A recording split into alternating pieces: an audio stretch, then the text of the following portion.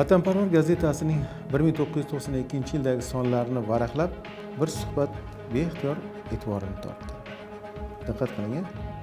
Suhbat rus tilida bo'lgani bois men uni o'zbekcha matnini o'qib beraman.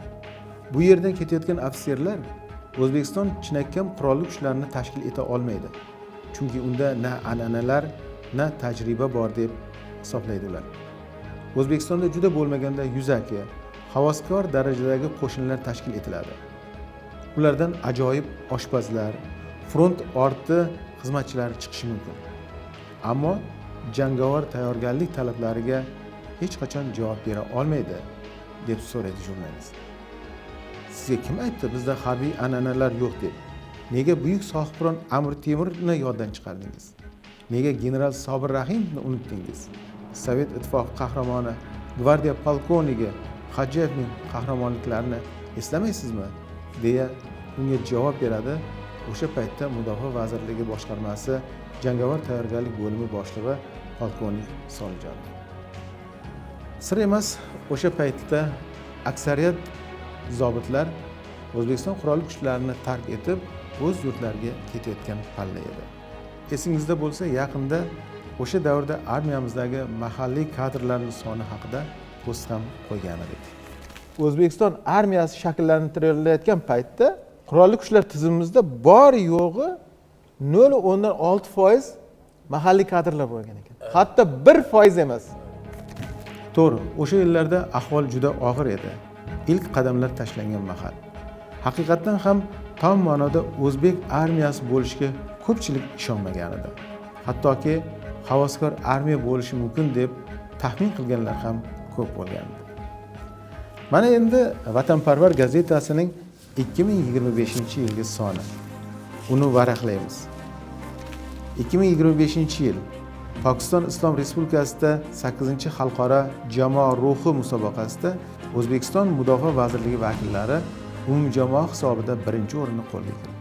2025-yil may oyida Turkiyaning Isparta shahridagi Komandos tog' o'quv mashqlari markazida bo'lib o'tgan merganlarning xalqaro musobaqasida O'zbekiston oltin medalni qo'lga kiritdi.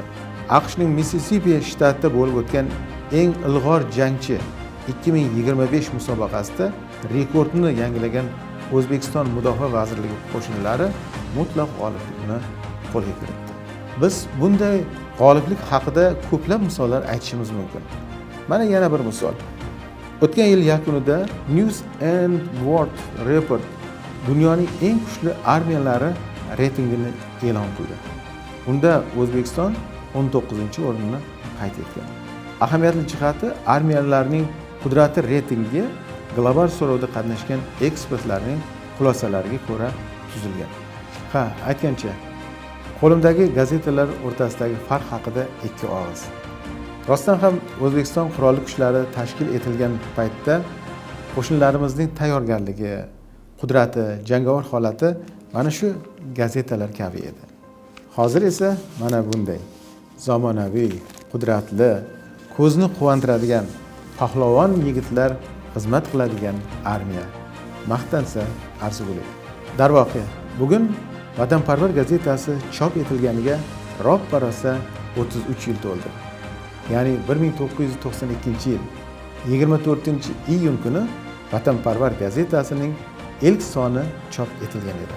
Fursatdan foydalanib Vatanparvar gazetasi jamoasini bu qutlug' sana bilan, shuningdek barcha hamkasblarimizni 27-iyun matbuot va ommaviy axborot vositalari kuni bilan samimiy qutlayman.